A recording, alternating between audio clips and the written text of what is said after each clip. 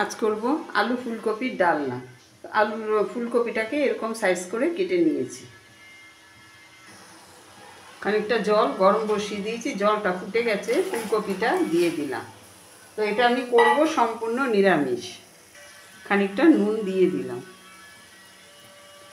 একটু বয়েল করে নেব 2 মিনিটের মতো। খানিকটা আলু আমি ডুমো করে কেটে নিয়েছি, আলুটাকে একটু নুন হলুদ দিয়ে ভেজে নেব। নুন দিলাম, হলুদ গুঁড়ো, আলুটাকে একটু লাল করে ভেজে নিলাম। এখন আমি বয়েল করা ফুলকপিটা দিয়ে দিলাম, নুন, হলুদ গুঁড়ো, একটু ভেজে নেব। ফুলকপিটাকে একটু লালচে করে ভেজে নেব। এখানে নিয়েছি একটা মশলা রেডি করে নিয়েছি জিরের গুঁড়ো, ধনের গুঁড়ো, লঙ্কার গুঁড়ো, হলুদ গুঁড়ো পরিমাণ মতো নিয়েছি। ফুলকপি আলুটাকে ভেজে তুলে নিলাম। আরও খানিকটা তেল নিয়ে নিলাম, দিলাম এখানে ফোড়ন দেব, গোটা জিরে, শুকনো লঙ্কা, গোটা গোলমরিচ। একটু ফোড়নটা হতে দেব। খানিকটা টমেটো কুচি একটু ভেজে নেব। 4টে চেরা কাঁচা লঙ্কা, টমেটো ভেজে নিলাম একটুখানি, দিয়ে দিলাম গুলে রাখা মশলাটা, একটু আদার পেস্ট, একটু ভালো করে কষিয়ে নেব মশলাটাকে। যেহেতু নিরামিষ একটু চিনি দিলাম টেস্টের ব্যালেন্সের জন্য।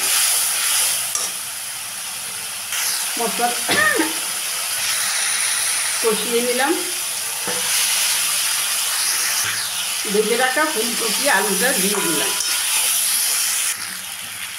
এখন আমি এটার মধ্যে খানিকটা গরম দুধ ঢেলে দিলাম। জলের পরিবর্তে আমি দুধটা দিলাম, জলটা দিলাম না, টেস্টটা খুব ভালো আসবে। একটু ফুটতে দেব।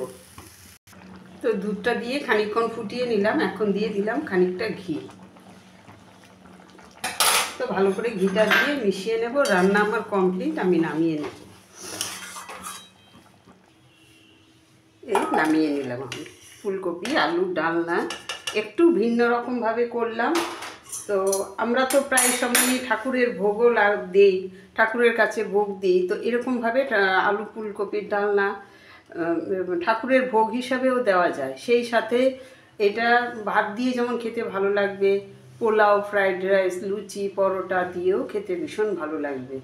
তো আপনাদের কাছে কেমন লাগলো? যদি আমার এই রেসিপিটা আপনাদের কাছে ভালো লাগে, আমার চ্যানেলটাকে একটা সাবস্ক্রাইব করবেন, আমার পাশে থাকবেন। তো আজ এই পর্যন্তই, আবার নেক্সট কোনো রেসিপি নিয়ে কথা হবে।